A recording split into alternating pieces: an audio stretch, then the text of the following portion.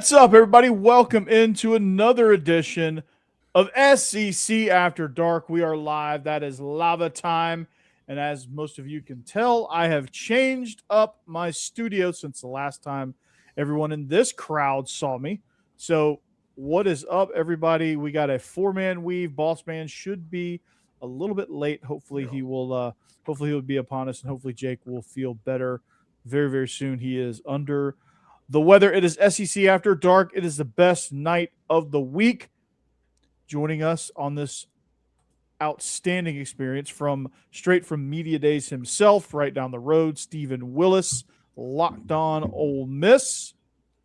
Got Jeb Beecham, also in Central Florida as well. He's our movie expert. When he's going to share that knowledge with every single one of you is, well, that's up to him. And, of course, Mike Huseman, Off-Season After Dark, regular contributor of the Locked On Ole Miss Everydayers Club and Locked On Vandy. Not pictured is Jake Thomas, your double shot of Alabama. And, of course, Hammer is one half of Biscuits and SEC. He is also not pictured. We're expecting Boss Man to arrive a little bit later. And our comment here, if you guys are wondering, have you guys seen the thumbnail? I haven't. No, I have not seen the thumbnail. It is John Summerall from Media Days. Okay.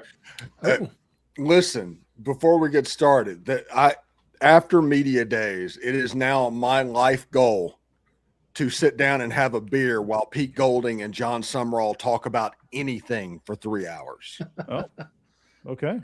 They can do whatever. That's what I want. I just want to be there and listen to it. Yeah. Hey, I'm with you on that for sure. I was curious how that went. Like, who, as far as our new coaches, like, did any of them really impress you? It sounds like John Summerall did. Or, I mean, Will Stein certainly doesn't lack confidence. Yeah. Golding won Media Days. He was fantastic. I definitely got clips sent to me of him talking. So yeah, Clark Lee.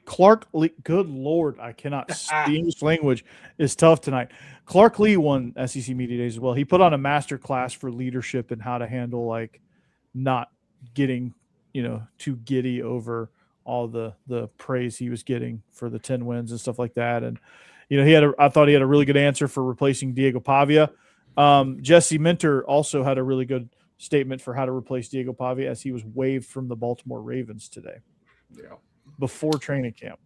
So, and Lane Kiffin did not win Media Days because you cannot win Media Days if you filibuster the whole time you're in the main room to try to avoid questions. So, that's not the best look when you're playing defense on the SEC Media Days trip. Interesting. Jeff Levy was all right. I watched him today. And I told Corey earlier he was one of the guys I was most curious to see. He hit it down the fairway. He wasn't great. He wasn't awful. He was all right. Boss Man has entered the chat. Good back, baby. Can't wait for the season. Fresh out of ACC Media Days. That's right. Yeah, I said after everything, if Ryan Silverfield or Jeff Levy made any headlines, that meant something went wrong. Oh, all right. Yeah. None of them did they? No, Levy's shtick was just the O-line's getting better, essentially. Yeah. But Lane Kiffin was today, and so was Steve Sarkisian. So nobody should be talking about Arkansas and Mississippi State. Yeah, true. The only thing I thought that came out of Silverfields was the one was the aura, the question about aura that he was talking, because everybody on social media was like, oh, this guy has no aura. And so they asked him about that. And he was like, oh, I got a hot wife and I don't know. His response was pretty good, actually. It was good. Yeah, no, I'm not good in shade. I got a hot wife. Of course I've got aura. Yeah, I got aura. I got a hot wife, 2 beautiful daughters, and I'm an SEC head coach. I'm doing okay. Yeah, true enough. My wife hates James Franklin to this day because he was asked, how do you find football coaches? And his response was, I look at their wife. If they have a hot wife, that means they can recruit. And my wife has hated him from that moment. As soon as Becky finds out that he said, I have aura because I have a hot wife, she will hate Ryan Silverfield as well. Yeah, and he also made that quip about Summerall throwing the podium too. So he threw a little bit of shade at that, but that was about it from Silverfield. Although I did hear too that I had media days on the whole time, just in the background listening to stuff, and a lot of the pundits, for the most part, were saying from the interviews on the desk to the podium and everything that they came away impressed with Silverfield. So we'll see. Yeah. All he had to do is not screw up. Just don't screw up. And he didn't. I saw some fans that were not thrilled with what he said, but I also don't know what would have pleased these people either. It seemed like they were just predisposed to not like what he was going to say. Like, don't get me wrong. I've kind of trashed that hire most of the offseason, but I'm also going to give him credit. Like, he wasn't awful. No, he wasn't. I thought he did pretty good, actually. I thought he was okay, which that's all he needed to be. It was just okay. Yeah. You know, The weirdest I don't thing- need sound clips from him. And like Steve said, we don't need sound clips from him and Jeff Levy. Just don't give other people bulletin board material. Yeah, just don't give a negative headline. Don't like today Lane Kiffin, and he was fine. This is not me complaining about Lane, but he was asked about all the players listed for Mississippi. Why is Oxford racist? And they went on a diatribe about his dad and Hulk Hogan dying, and looking for another job is hard, and because of that, it's hard. And that was like his answer. It's like, what are you talking about, dude? And I know you were coached on that Vanity Fair article. Politician-like answer. We just keep talking, but nothing's really coming out. You should have stuck around and asked him a question. Somebody asked him. I didn't think Hulk Hogan would ever die. It's like, really? What are you talking about? Yeah, he was all over the place. Yeah, I mean, I guess that's probably what I would have. If I was his PR consultant, maybe that's what I would have told him. It's just, you know what? You kind of have a mad scientist vibe anyway. Like, just don't answer the question. Answer the question you want to answer, which is just say whatever the hell you want. So Wayne, weird. if you win games this year, nobody's going to care what you said in July. Just do what you want to do. Yeah. Totally. But I tell you what, if he wins 8 games, he goes 8-4. They will. Yeah. They'd be like, what Yeah. the hell is He's this? got a lot of pressure on him from where he is. So That's what I was saying the other night on our Biscuit Index rating series. I did LSU, and I was like, that's the floor. Like you really need to do better than that because of the roster, the money that's being paid, all that. Like, and I mean, we've harped on it a lot, but Signetti completely reset the timeline for all these guys. You got 2 years. Like, get it done. And I think that's a great point, Boss. But a lot of people say, well, he needs to make the playoff in year 1. No, I don't think so. But he probably does in year 2 or 3. Yeah. Well, and I think he needs to be on the verge. Here's his problem. It's a $50 million roster. And those people that donated that money, because, they got that money was donated, next year might not be as willing to donate that money if they throw up a 6-6. Yeah, you're going to be able to keep those kids. Because Lane has never in his first year finished above 500. Lane, well, I think he did at FAU, actually. No, I'm talking about in the SEC. Okay. When he was at the G6 level, that's a different angle. But Tennessee went 6-6, and Ole Miss he went 4-5. 5-5, I think, at Ole Miss. They beat Indiana in the bowl game. Yeah, got it. Okay. I was talking about regular season. He won Tennessee's bowl game too, but still 7-6, right? Yeah. I mean, I mentioned that on our show last night too. Like, hey, let's average out from every stop what he's done in year 1. And I get it; it's a different time, transfer portal, all the money, everything. So you got to factor that in. But at every other stop he's been at, you average it out. In year 1, it's 8-4. Yeah. So we'll see. Got to be better than that. I think it backs up what Lane has been saying, where he can go back to those donors, Steve, at the end of the year, if they don't make the playoff. And he's been kind of, backpedaling a little bit and saying, hey, well, this is going to take a little bit of time. This is a rebuild, right? He's setting the expectations there. So if they're able to get to that like 9-3 and just get left out of the playoff, then he can go back and say, I told you it's going to take a little bit of time, but double down, we're almost there, and we'll get it in year 2 or 3. Mm-hmm. For sure. Yeah, I think Steve's right, though. Just part of his problem there is so much money being invested this year, obviously, to win this year. I mean, you don't bring in the quarterback they brought in to have a better year in 2 or 3 years.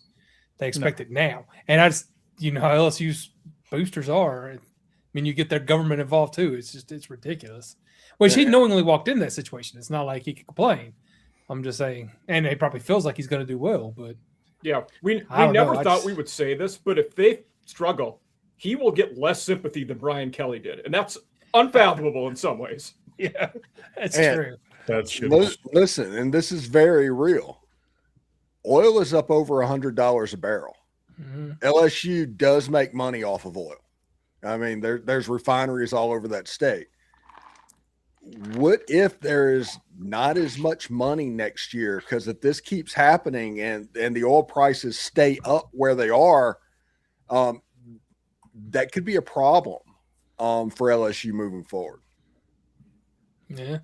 Could be. They're making big bets too with all this money. I mean, the other thing too, I mean, this is just like looking out into the future. If this doesn't go well, they gave him 7 years, 91 million, buyouts, crazy, all that stuff. I mean, LSU, everybody knows LSU is like making a massive gamble, chips all in financial bet on, like, they don't really have money actually, despite what it looks like. They're betting on Lane Kiffin winning. And so if he doesn't win, are you really going to have the money to fire him in year 3 or 4 or 5? Like, maybe they'll find it, but they have found it many times. I don't know if they would have it. We'll see. That's a hypothetical, but it's interesting to think about. You Yeah. could just bankrupt the school. Yeah. Huh. They are bankrupt. I think they had $30 million in the hole. They just fired 30 people in the finance department. At the They don't have university. money. They That's did. what I'm saying. Yeah, they Like, don't. where would they get the money to fire Lane Kiffin? I mean, yeah, especially if it rolls down. And this recruiting cycle, they're paying the equivalent of the Lubbock tax to get names in there. Yeah. It's gonna, that model is gonna crap out at some point. They have to win. That's really what they're betting. Win at all costs. And maybe one of they those- know it's going to crap out. It's just, can we win a title on the front end of that before it happens? And if Yeah. we do, then the number goes up, and Yep. we're in the green or we're in the black. Yeah. Yeah. It's going to be really interesting. But like I said, if they lose a couple of years and they end up having to fire Lane and all of that financially, I mean, you're talking about a 20-year killer of a program. It's one of those things that you don't recover from quickly. It's like a self-imposed death penalty. Yeah. Yeah. It's the biggest bet in college sports. I mean, the one thing we're not mentioning here, and we don't exactly know, although Steve, I think you might have more insight into this than we do, is it sounds like maybe they're bringing in private equity because they're about to have a meeting with the governor's mansion on like August 1st or something with all these boosters. So maybe the money's coming from there, We know how well businesses do with private equity gets involved. So it's going to it's gonna turn out really well. Yeah, I can feel it. Yeah, no. Don't even worry about it. It's all going to be perfect. Yeah, you look at travel baseball and travel soccer and AAU basketball was private equity coming into youth sports. And now all of a sudden you're traveling around paying $4,000 for your kid to play. And it's turned into a rich kid sport. And private equity is what killed shopping malls. That's what I always said. The world's most perfect thing they destroyed. You don't think they would do that to college sports? I mean, come on. Oh yeah. I do. I mean, looking through the window, looking through the glass here as somebody who's not an LSU fan, I just love the idea of private equity business types and Cajuns pulling it out for supremacy within that type of structure. Sounds like fun. And hey, Louisiana, they're famous for Huey Long, and here we go again. It's time's a flat circle. Yeah, it's going to be fascinating. Hey, look, if they win, none of this matters, right? None of this negative stuff that we're talking about matters. But it's all going to come together quickly. And Kiffin today said that he's happy with where Sam Levitt's health is, but he's still dealing with that injury. It was a Liz Frank injury, right? I mean, his foot's not great. We don't know exactly how healthy he is. Okay. Yeah. This is where it comes to injuries. Whatever Lane Kiffin tells you about an injured player, one way or another, do not believe him. Yeah. Fair enough. This is the same person that was telling us 4 or 5 games into the Trinidad Chambliss era that Austin Simmons is the starter. We like where he is. We think he can contribute this week, all of that stuff. This isn't the first time. He is, I'll just call it what it is. He's a liar when it comes to injuries. He's not going to say anything in public that's anything remotely the truth. So if he says that a player is good and he starts using coded words and doesn't really talk about what's going on, I don't think he's there. It's one of those things that I just don't believe at this point. And that's just experience of dealing with this over 6 years. It's like, oh yeah, this player's going to be fine, and he's out for 3 weeks. And it's like, what happened? Oh, I don't know. And it's like we would like to have him this weekend. That's what LSU fans better get used to that. We would like to have him this weekend. We anticipate him being full speed this weekend. All of those qualifiers, pay attention to the qualifiers when it comes to Lane Kiffin, because if he doesn't speak in absolutes, don't believe him.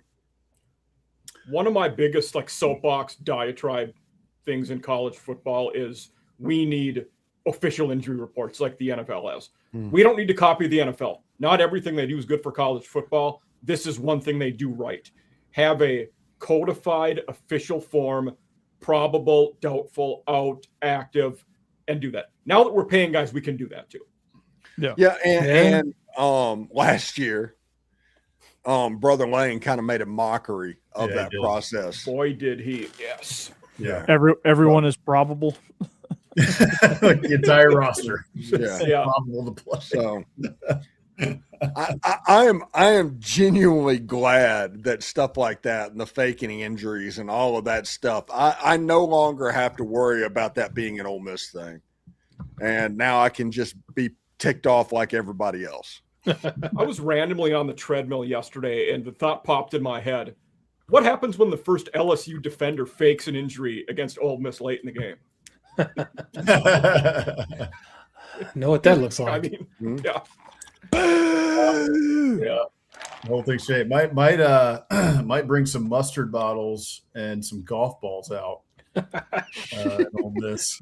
Yeah. Nice. Better stock up. That's right. Well, I brought this up. Josh Heupel said. People are taking you too literal, boss, man. You might actually be advocating violence. Yeah, gosh, I absolutely am not. I promise you. Yeah.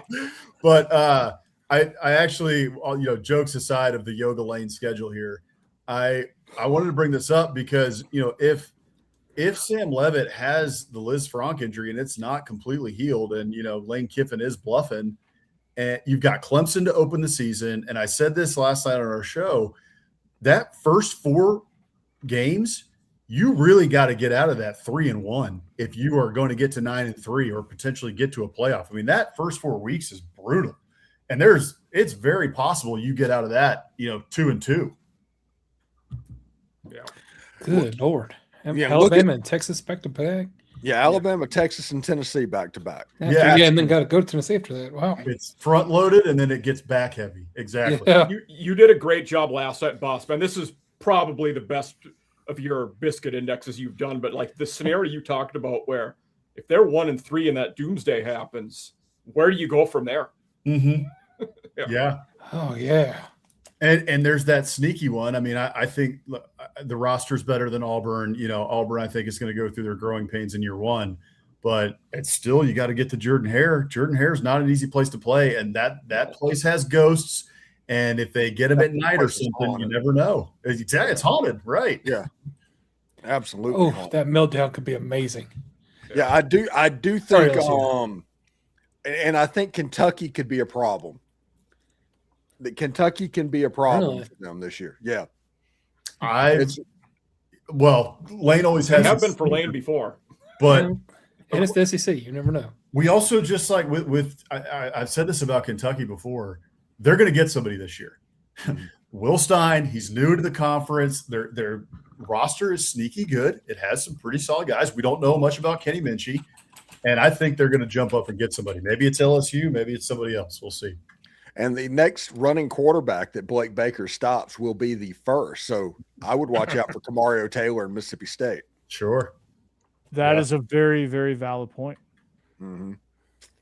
Because that dude, when he gets going, is Michael Vick athletic. Oh, he's nasty. You got to really contain him. Yeah, Jake's still 7-5.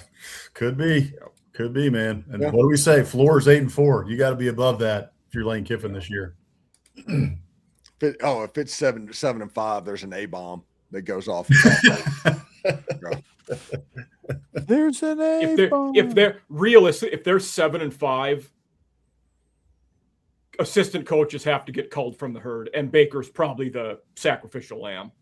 Whether it's his fault or not, Lane will have to do that. Well, what I think happens if they go 7-5 is Blake Baker goes and takes a head job at a G6 somewhere, and Charlie Weiss Jr. goes to the NFL. Then you got problems. Which I think Weiss is going to go to the NFL regardless because he almost. Yeah, I think he's gone after this year regardless. Yeah, he almost went to the Giants in the first place. Yeah, which would have been a great move for him. Yeah, and listen, he's a good quarterback that they brought in. If he is healthy, he's a good quarterback. But let's not act like he's going to be something special. This is a guy that threw for 90 yards against Mississippi State, with a running game and a first-round wide receiver. I mean, I don't know. I think there is a chance that the quarterback position blows up on LSU this year. I do think that. Yeah. There's also a chance he's a top 5 pick. Like he might be a top. Yeah, there's so many bandwidths of outcomes there. Yeah. Because there's going to be some guys, the wide receiver from Hawaii, the guy from Kansas. There's going to be weapons. Green is an amazing tight end. He has a chance to be very, very good at it. But what does the offensive line look like? Everybody talks about seeding and pass pro, but in run blocking, he wasn't very good at Colorado. No. The other offensive linemen they had to replace all of them. They're blocking for a brand new quarterback that has an injury history that's very real, that has not taken a meaningful team snap for LSU at this point. Yeah. So there's some unknowns I'll put it like this. There's a high variability. Can they win 10 games? Yes, absolutely. Can they win 6 games? Yes, absolutely. And anywhere in between there. And it all depends on so many factors. This team actually, to me, I'm thinking about it as we're talking. This feels like the plot of Remember the Titans. And if they get to the end, right, and they're playing for the state championship, that means that they have made the playoff. But basically, think about Remember the Titans, right? Well, it's first-year head coach in Herman Boone. And he comes in there and he whips them into shape and everything. The team comes together by mid-season, and then they go on a crazy run, right? Yeah. Well, that's the same thing with LSU here. You got to speed up the timeline. Everything's new here. Everything, head coach is new. Staff is new. The entire roster is new. You got 60 new faces on this roster. So all of LSU's potential success this year is predicated on what you were just talking about, Stephen, which is, can they come together quickly, and are they able to mesh all of these new disparate pieces and also a new system and also implement a new culture in order to get these guys in line and ready to make a run at least? But you don't have till midseason. We just went over. It's now it has to happen. And Remember the Titans, only Hollywood could make us think LSU's the good guys in this story. Nobody's thinking that. And also, this is something that nobody's probably paying attention on this. This is the first time they tried to put in this system without one of the original Baylor guys. Jeff Levy put it in at Ole Miss. Kendall Briles at FAU. This is the first time where they did it themselves. And there's an operation to these high tempo offenses. And you learn about the shortcuts through trial and error. And listen, Charlie Weiss Jr. has done it for 3 years. Lane Kiffin has now been a part of it for close to a decade. They're smart enough to figure it out, but they haven't done an install. And I'm curious to see how that looks early on in the season, because with Jeff Levy, with Kendall Briles and those guys, it was second nature because they've put in that install every year for 15 years or something like that. Mhm. So I'm curious to see what it looks like. Yeah, that'll be fascinating for sure. So yeah, who else do we feel like won on media days? Everybody forgot him because he was first on day one. Venables did a good job. Mm-hmm. He does what he does. You know, you run through a brick wall for the guy after hearing him talk.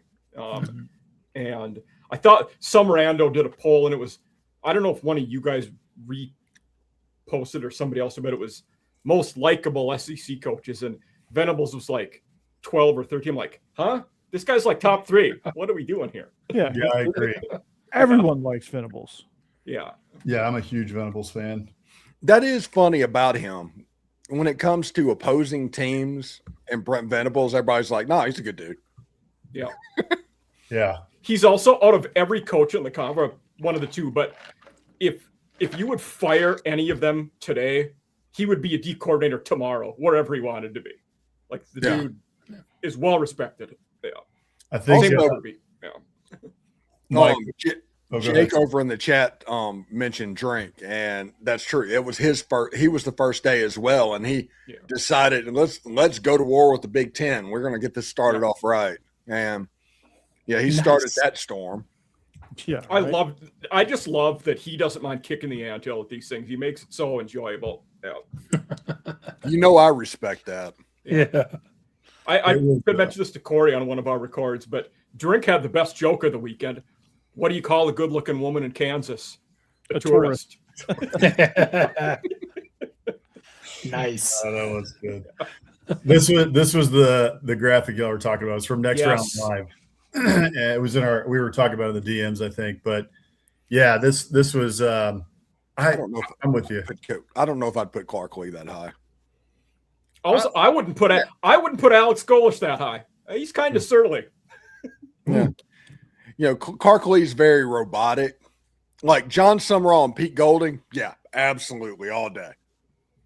I don't know if you were in here, boss man. I said it was my life goal to have a beer in a sports bar and just listen to Pete Golding and John Summerall talk ball for a couple of hours. That's what I want to do. Venable I think Elko's super likable too. I agree. I really think the only thing that you can agree on in this list is Lane Kiffin at 16. Yeah, I was gonna say, like there's one villain in this conference right now, and it's 15 and 16 are very accurate because Sarkisian's right. I totally agree with this this list as an Aggie. Yeah, Kalen DeBoer is too low on this list too, because I sat here and watched when he came in there. Alabama, unsurprisingly, has an entourage. But if there's any school in the SEC that can just big-time media, it's Alabama. But Kalen DeBoer went through Digital Drive and did interview after interview for the whole time. All the players lined up and they worked during SEC media days when they might not have had to. And I think that just shows the way he is, the way he's wired. And I would imagine that he would be a pretty likable dude once you got to know him. That's also really smart on the PR front right now because he's taken a lot of incoming over the last, this offseason. So he's out there pushing the message on every show he can. That's smart by the Bama PR people. Yeah, I called him Ray Kiffin. Oh, go for it, Steve. I called him Ray Perkins from the beginning. Yeah. I feel like he's the inverse with Kiffin. The LSU people like him. Everybody else hates him. With DeBoer, it's only the Bama people that give him shtick. Everybody else thinks he's a pretty good coach. Yeah, everyone else is like, why is he on the hot seat? And I can't decide. I see a lot of like Bama, voices saying that it's the media that's spinning that narrative, and could be. I think that's part of it. I just think it's the reputation, right? That's the reputation is preceding them, and so they're having to beat back this this narrative that, DeBoer's on the hot seat or that Bama fans aren't happy with DeBoer or whatever. But I do think that there's still a pretty vocal piece of their fan base that is, they're crossways right now. What are we even doing? We only won 13 games this year. Right. It does feel like some of it might be the media, because it kind of feels like every time they have something bad happens, they lose the game. Everybody just immediately is like, "Oh, what they gonna say? What's going to happen?" Yeah, I can't wait to listen to Feinbaum on Monday. Yeah, we're all just assuming there's going to be a meltdown every time. Exactly. Apparently, Legend got kicked out of media days. Oh God. I wonder what happened there. I don't know, but I think I saw him with his embroidered jacket on Monday. All right. Yeah, He had an embroidered sport coat, I think. Oh, that's funny. Thank you, Jake. Okay. Yes, glad to hear that. Yeah. Steve, was there any talk about the free biscuits movement at SEC Media Days? Get us out of SEC Media Days jail. Yeah, seriously. I love it.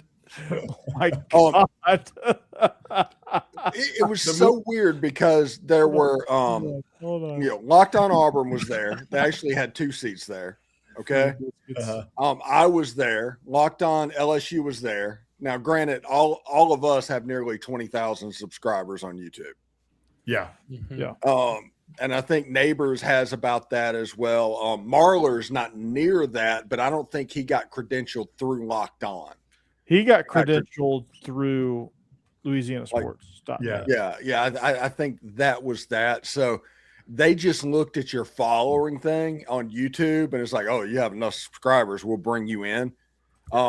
What I am going to try to do and start pushing fairly early next year is I am going to apply under Locked On Ole Miss and After Dark.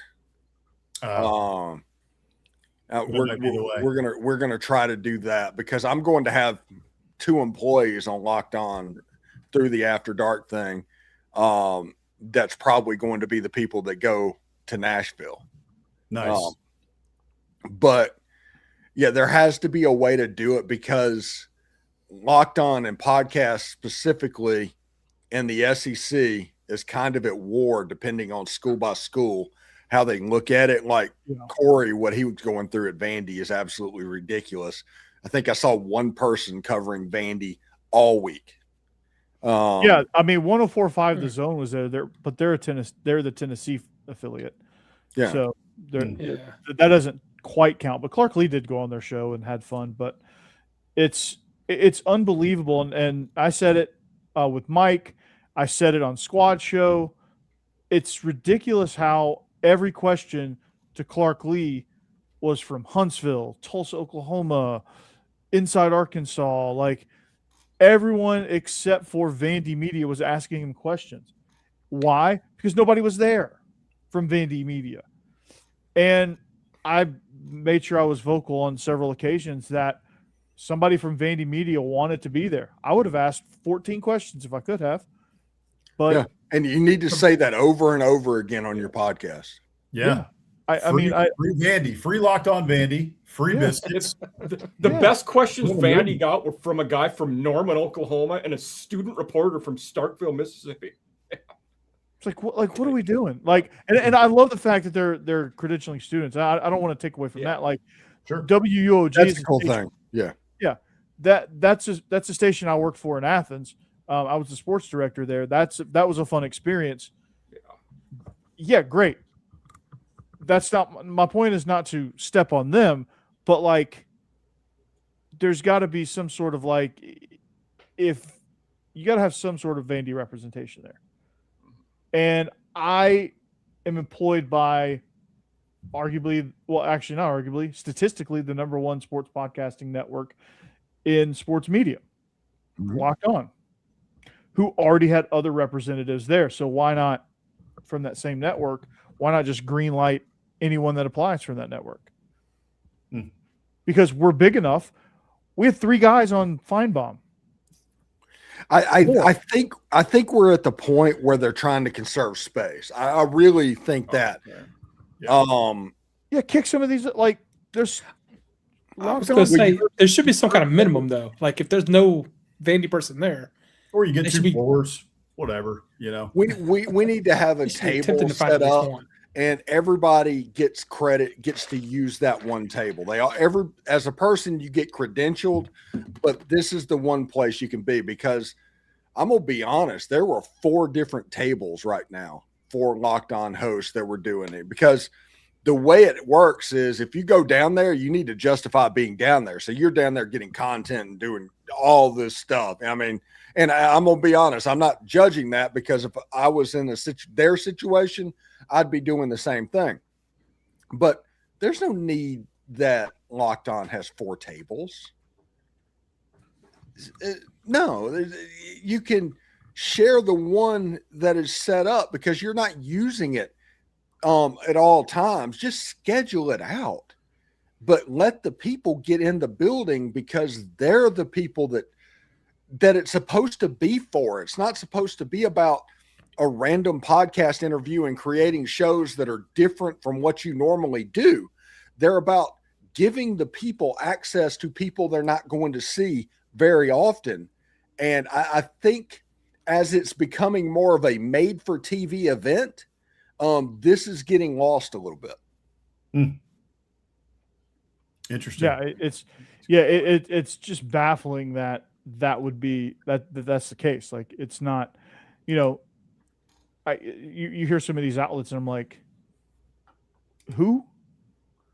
And I didn't get Locked On Bets, didn't get approved. The Locked On Sooners guys didn't get approved. John was approved through something else. Yeah, Sooner Wire. But he was not approved. And then Jay did not get approved through Locked On Sooners.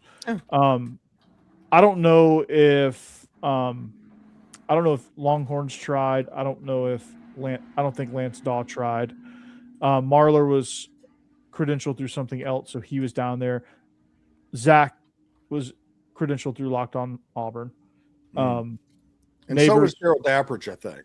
Yeah, he had 2. And John Neighbors was inside Arkansas, so he didn't. Yeah. Moscona was credentialed through. No, he was probably credentialed through. Was Lance Daw there? ESPN. Did you say him, Corey? Who? Was Lance Daw there? No, he wasn't there. No, he doesn't really. He doesn't really. It would shock me if there was a Kentucky person there. He doesn't talk football. I know who else was there. Yeah, he's doing basketball shows right now. Okay. You know what's crazy? I'm about to crank out a Vandy baseball show. Nice. Man, you're gonna make me judge you. Well, they just hired a GM, and those shows are actually doing fairly well. Was it Arizona State, USC? Where was he from? USC. Okay.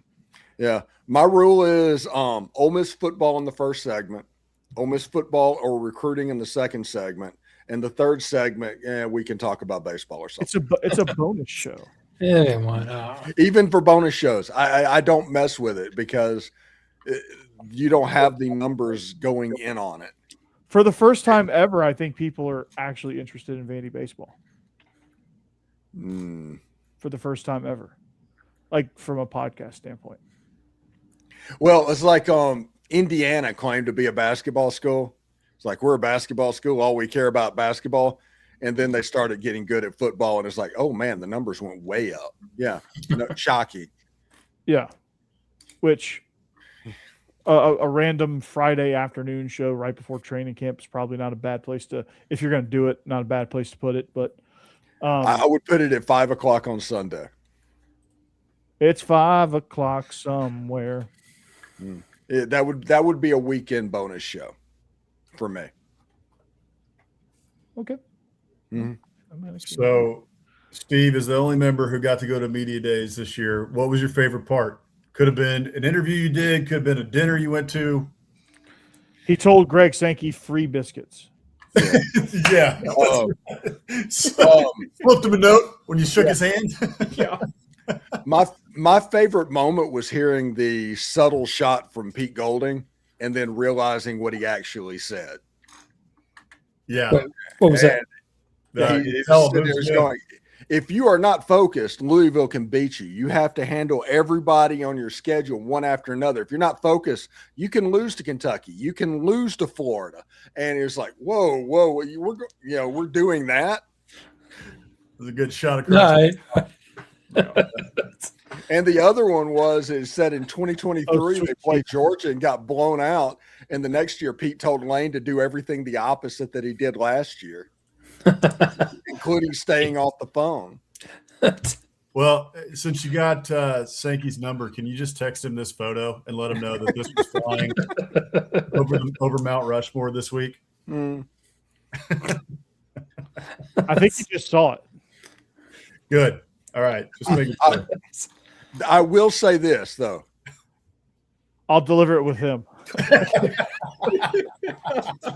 They're going to go back to Nashville next year, and fine, it'll be the Music City Center or whatever, and that'll be media days.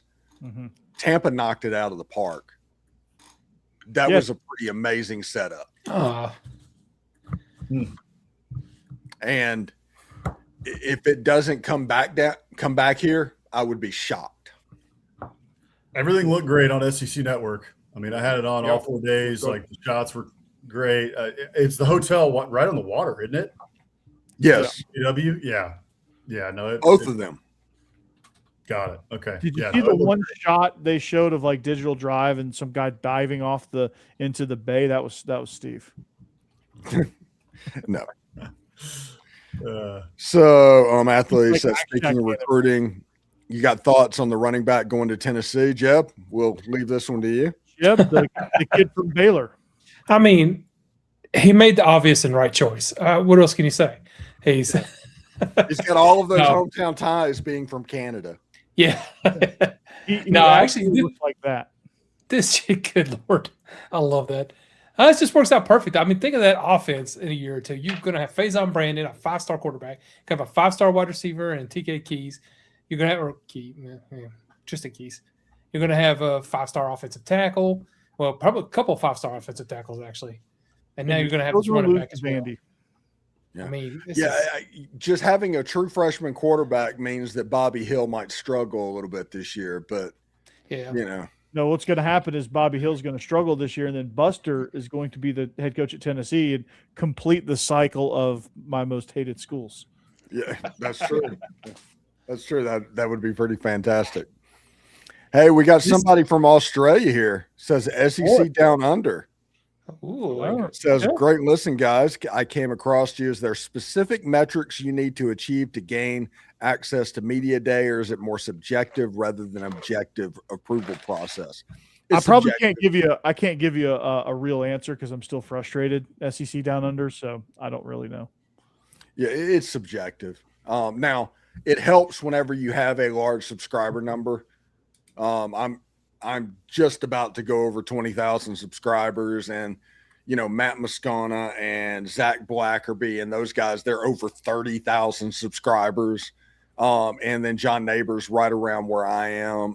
And like I said, Sooners are near where I am, and Marler went through LouisianaSports.net.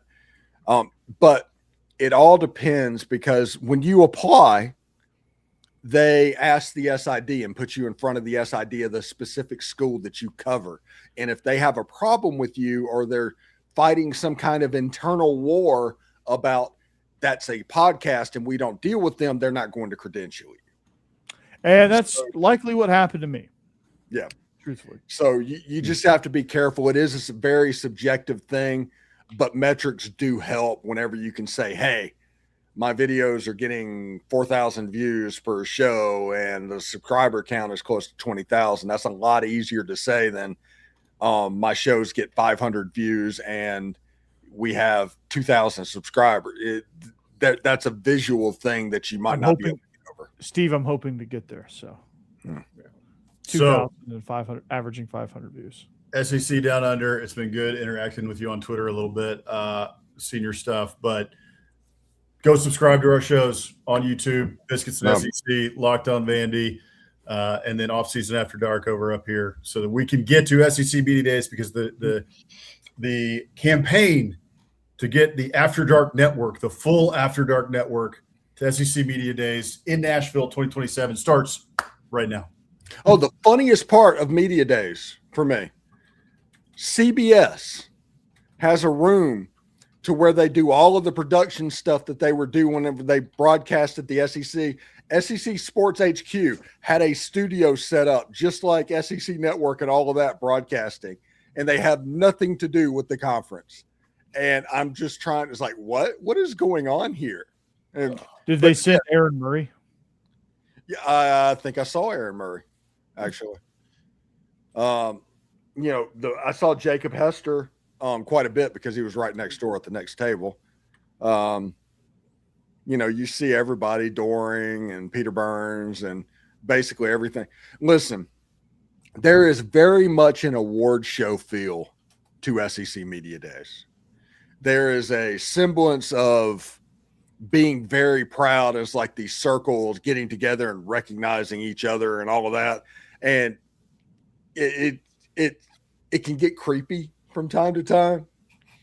You're sitting here, it's like, yeah, we're the best. We're the best. No, we're the best, and all of that going on. And, it's like I said, it's a made for TV event and they use it for networking, and people come down there and they have to get all this content to justify their trip. And because of that, it's a whole bunch of, hey, let's talk to Texags, and Bobby Burton of On Texas is here, and all of the, let's try and go through to everybody. And you end up saying the same thing over and over again. And if you're not careful, you can get really tired. I'll tell you a funny story. It's like, I was so mentally worn down on Wednesday. It was late in the afternoon. It was at the point where I was just completely tunnel visioning and oblivious to the whole world. And I went by to say bye to a couple of people before I was getting ready to go. I didn't even realize they were recording. I'm just an idiot standing behind them for like 2 minutes because I had no idea what was going on. And if you're not careful, that can happen. Now, picture 4 days of that to where it compounds. It can be very mentally draining because I can't believe I did that, and I apologize completely to them for doing that. I can't believe that happened. But yeah, it can turn into like the South Park meme of the smelling your own farts, and you see that from time to time around the room. Who the hell is this moron? Literally worldwide. Yeah. Yep. That's for our friend SEC down under. Yep. Yeah. He raised the flag. Thank you, SEC. Yeah. Mike, you've been on this, man. Oh, what? We got a horn in here. Let's go. I want to talk about this. Think he's talking to you, boss man. Yeah. Well, I'll talk about that at an hour and 5 minutes once we get there. So I wanted to talk about this real quick because SEC Down Under, I know he's in the chat tonight, and we went back and forth a little bit. I thought you guys would be great to answer this question because I have a couple names that I can think of, but like, who are some of the good personalities, that have come through the SEC in terms of coaches, whether they were at SEC Media Days or, back during like the Bear Bryant era or whatever. Spurrier, obviously, he's got to be number one. Yeah, true. Yep. I think Mark Richt was definitely not one of them. He was very He's a good man, though. Champ was one. Hal Mummy. Hal Mummy. Yeah. Hal Mummy. Where do you think Lee got it The from? Pirate. Yeah, where do you think Lee got it from? They worked together for a long, long time. Jackie Sherrill was a personality. I was thinking him too. Yeah, he came to mind. Yep. But Media Days wasn't what it is now then. No, Nothing. It wasn't. Just in general personalities. Like there was a lot of guys that were just straight up reserved. Terry Bowden, I think, was a bit of a personality, right, Steve? Mm. Yeah, it could be crazy. Yeah. It was one of those things, but if he didn't like you, he didn't like you. Okay. Yeah, it's one of those things where if you ever crossed over the line, you weren't getting back. Yeah. Yeah, which is weird because his dad is definitely not like that. Yeah, but if you see the documentary about Hulk Hogan dying, Yeah. I mean, that did it. Yeah. Anytime something controversial gets asked, all of that gets thrown into the middle of the quote to where it can't be used in a clip. Mm-hmm. And that's creepy. It's slimy, man. That's slimy. You know who's a good media days personality? Struggled in the SEC, but has been very good elsewhere. Brett Bielema is a very fun guy to listen to talk. Yeah. He's good. I agree. That's a good one. He is Big Ten through and through. Yeah. Yeah. He's lame. Bert. Oh, maybe Tuberville. You want to talk about all-time slime Governor Tuberville. Yeah. All-time slime ball. Oh man, Ron Zook. Wow. Yeah. Zook came on. I did a sports talk radio show for American Forces Network in Italy, and I got 3 coaches to come on and talk about what's going on. I got an interview from David Cutcliffe. I got an interview from Frank Solich, and then Ron Zook. So I will always be appreciative of Ron Zook for doing that for a young sailor that just wanted to talk about ball for an hour randomly in Italy. Did he tell you sounded like Sling Blade? I don't think Sling Blade existed at that point. Did it not? I thought it came out like the late 90s. I was thinking it was 98, 97, 98. Yeah, Ron Zook was in Florida when I was in college. Texas is all in. Texas has a really great roster, and so you're going to have to deal with it. We're going to make Boss Man throw up, but yeah. In the game, maybe. I don't think an SEC team wins it again. But. You think it's another Big Ten? It's Big 12 or Notre Dame. Yeah. It's Big 12 for sure. Yeah, Texas Colorado. Tech. Yeah, Texas Tech. Colorado. Bet on it. Nice. Oh gosh, man. All right, Scooter, here it is. Sorry. There you go. Yeah. Thanks for watching, Scooter. There you go.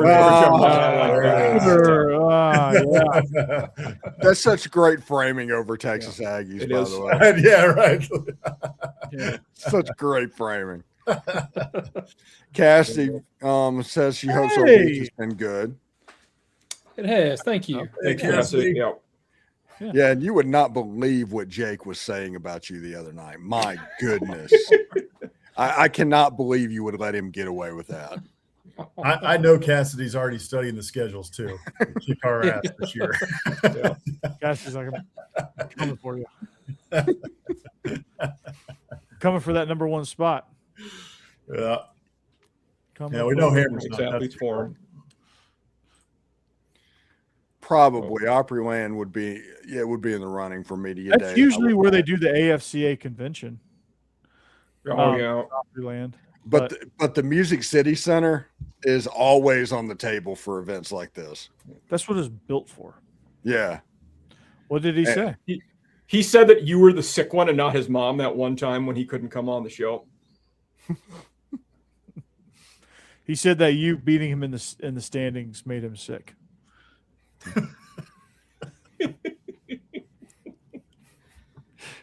I'm not even going to make something up because I don't want to get Jake in trouble any worse than we did. Nah, Jake didn't say anything actually. So, Cassidy. That's kind of an interesting question. If the SECs, I think he means secede, but yeah, we're on the right track. Do you think the TV networks would benefit from it? I do think there's a world where that could work, but I don't think the SEC, if that happens, goes it alone. And to put this out, at least for me, I think y'all are probably the same way here, but like, I don't want the SEC to secede. I love college football for the traditions and the out of conference games and all that sort of stuff too. So I hope it doesn't happen, but we'll see. Okay. I agree. I don't want it to happen. I think them in the Big Ten will, but I don't want it to happen. Yeah. And do you want to hear my conspiracy theory?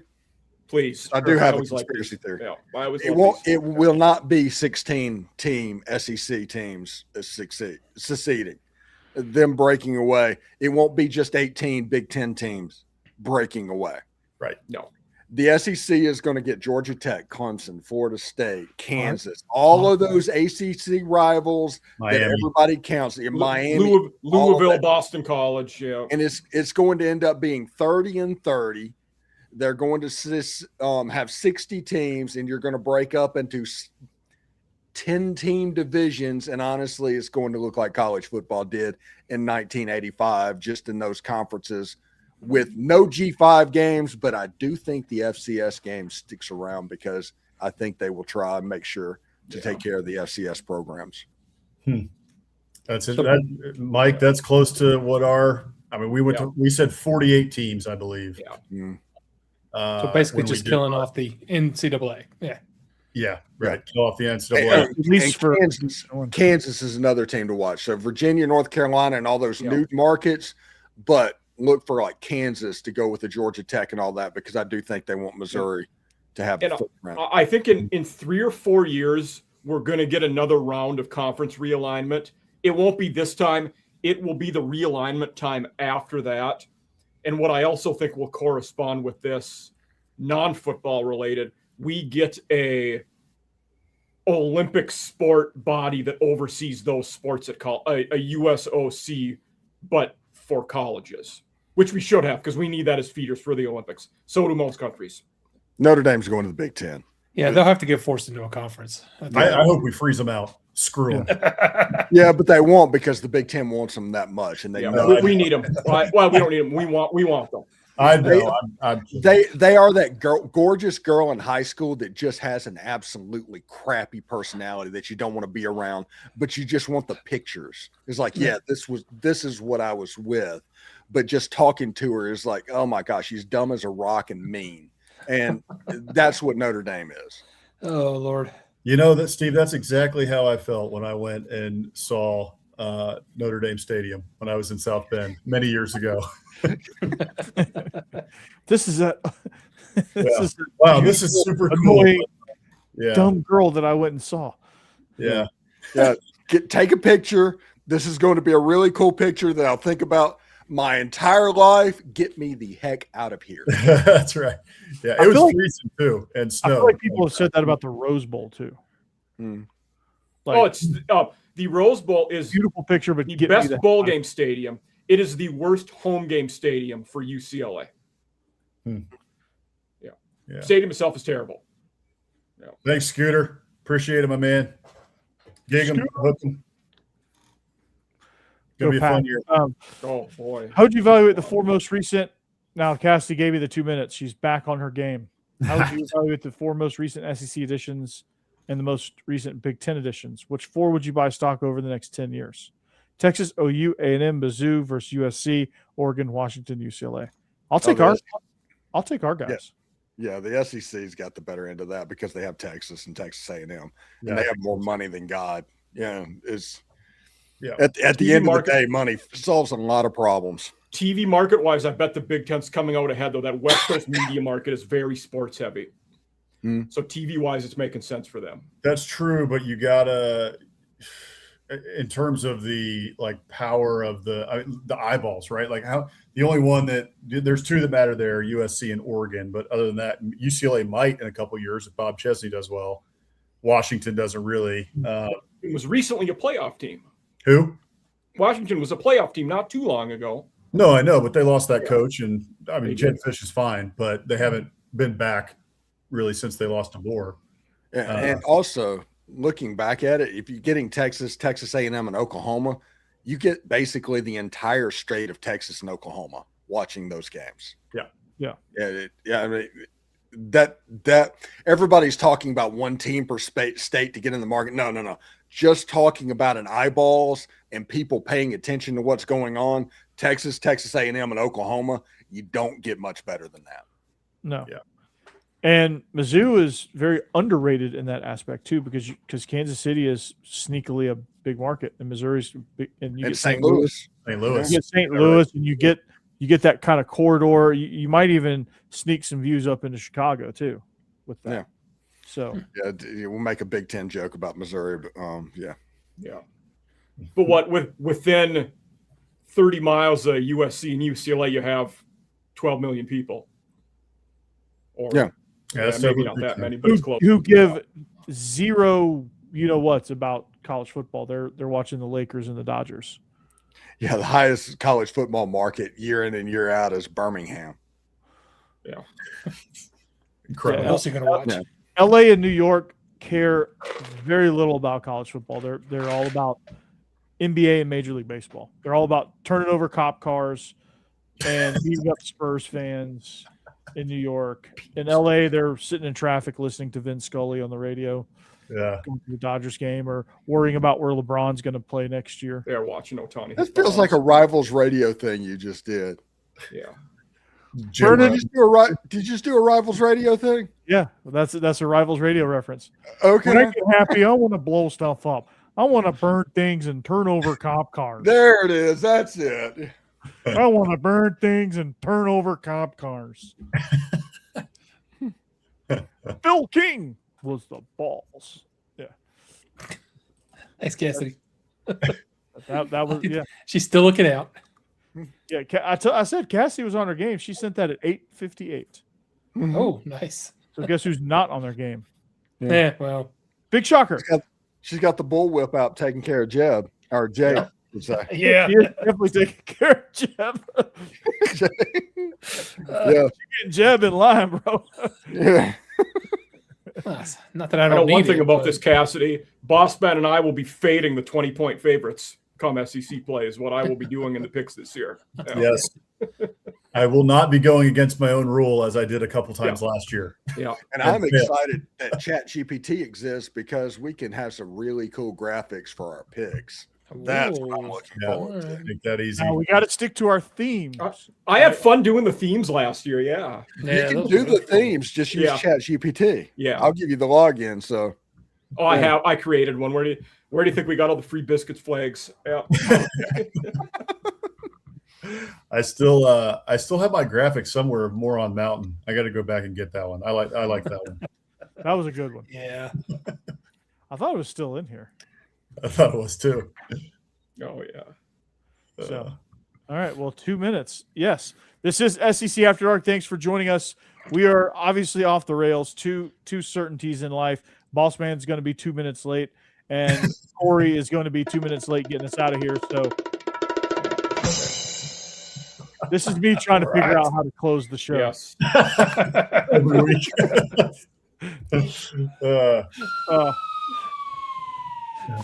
Gosh. That's the free biscuits movement landing on Oh, desk. Landing Oh, on good. I was afraid I was having a stroke. That's it. Now listen very carefully. This is SEC After Dark. We are the greatest show ever. Free biscuits. Yeah. I just discovered the sound machine again. I remember the first time I discovered sound effects. Yeah. Oh gosh. Excuse me. Oh, somebody in Georgia's driving.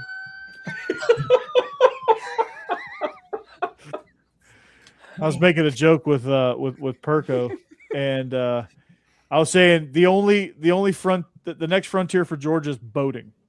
They've got every land vehicle. They've got some sort of violation in every land vehicle. Now they need to go to the water, and then eventually, hopefully, they stop there and don't go to the air.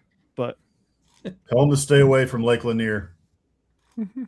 that is a very true statement. Lake Do Lanier not go is there. Lake Lanier is, well, it's the armpit of Georgia. Haunted. It's brutal. It's Everyone go. I don't know why everyone goes there, but Lake Oconee's like 10 minutes down the road, so they'll just go there. True. Speaking of bad news and bad decisions, Boss Ben, what about your former running backs and their blinding of their own children? What is going on here? Oh gosh, that's such a sad thing. I think the kid's going to be okay.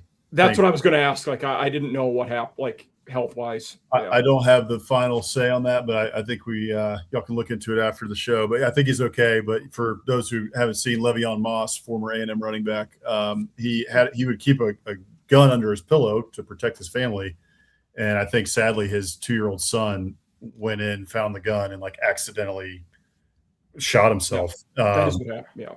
Yeah, but I think the kid's going to be okay. Thank God. So I think it's all going to be okay. But he was arrested because it was his negligence. Should have been safe. Mm-hmm. Yeah, But which that's crazy too, because like Le'Veon Moss, just to say this, like Le'Veon Moss was beloved at A&M. He was a stand-up guy. Good, that was very surprising when I saw he had gotten arrested, because most of the reports out of A&M were always that like he's a leader on the team, he's a great guy, great kid, in the locker room first, in the meeting room first, all that kind of stuff. So I think it was just an unfortunate accident that he should have been a little bit more careful. Yeah, it's just lack of being careful is that. I mean, it's the negligence is the that's the definition of negligence. Yeah. Mm-hmm. And it does. I don't think it really reflects his character. Like, I don't think he obviously didn't do that on purpose. But no, definitely not. So I think it just sucks that he feels like he has to sleep with a gun under his pillow too. Like, yeah. you know, it's like, what kind of what's going on with that? I mean, people have them in their bedrooms and stuff, right? But you can still there's still things that you can have that make them locked. They make these nightstands that have like a button or like some sort of code you put in, right? And it opens up, and it's like for a handgun. Exactly. So there's ways to do it. Yeah. So thankfully, his is okay. actually has something like that in his nightstand where he has a little like mechanical drawer. Yeah. All right, keep us rolling. Yeah. Right. So we are SEC After Dark. Thanks for making us part of your Thursday evening. Thank you for going off the rails with us. Jeb Beecham, eventually going to discuss movies. He's going to be our cinema expert, maybe. Is that Summer Rental, John Candy? Yeah. Oh. definitely needs to be one of the first. Jeb? Come on, Jeb. Yes, absolutely. Of course. Planes, trains, and automobiles. This is your chance to launch us into a stratosphere. Then you got one half of Biscuits and SEC. Hammer is actually the real reason he is not here is he has been traveling the world posting these signs. So he's in Sydney, Australia. That's him down there looking up at it, admiring his work with the backpack. I don't know if you can see that little guy there. That's actually Hammer. So he is out spreading the word of the movement. So kudos to him. We'll see him when he gets back to the mainland here. But Boss Man is representing Biscuits and SEC. If you're missing out, you're truly missing out. They do a great job. Do you have a new showtime? Yes, we're doing it at 8:00 Eastern, 7 Central. So we've been doing that for a couple of weeks. It used to be at an hour earlier, but now for evermore, hopefully, should be at 8:00 Eastern. Biscuits After What two teams next week, Boss Man? That's a good question. I think I've got South Carolina, and Hammer's got Ole Miss. So all you Ole Miss Rebs out there, listen to Stephen Willis. Come check us out next week, Wednesday, 8:00 Eastern. We do something called the Biscuit Index, where we go in depth on all these teams. We kind of do something different, I think, than you see in most media. So come check us out. Absolutely. They're going to say that Trinidad should not play quarterback for Ole Miss. Like it should be the backup. So he should play slot receiver for his NFL future. Just kidding. Oh man. And that's Mike Huseman, off season After Dark. What's going on there? Tomorrow morning, put out an episode with the Trust the Beard podcast. He does West Virginia Mountaineer football. So talking Rich Rod, Michael Hawkins, Cam Cook, did the record today. It was awesome. He was very good. And then on Sunday, going to have an episode come out Sunday with one of your fellow Locked On hosts, Roman Tomashoff, who does Locked On Huskies Washington podcast. So going to talk about Jed Fish and Damon Williams and the rest of the Huskies, and that'll come out Sunday. Okay. Sounds wonderful. And we had a double feature there with Mike Huseman on Locked On Vandy this week, so check out our Media Days coverage there. That's Stephen Willis, Locked On Ole Miss, the most watched Ole Miss podcast in the podcasting universe. Was a member of SEC Media Days, should be up over 20 billion subscribers at this point. So I don't even think there's 20 billion people in the world, but it sounds like a good number. But anyway, Well, not this world. There's other worlds, I'm sure. yeah, the other worlds. But nonetheless, this guy over here is killing it. Whatever that number is, he's absolutely crushing it. I'm Corey Burton, locked on Vandy, and a future endeavor that's in the works.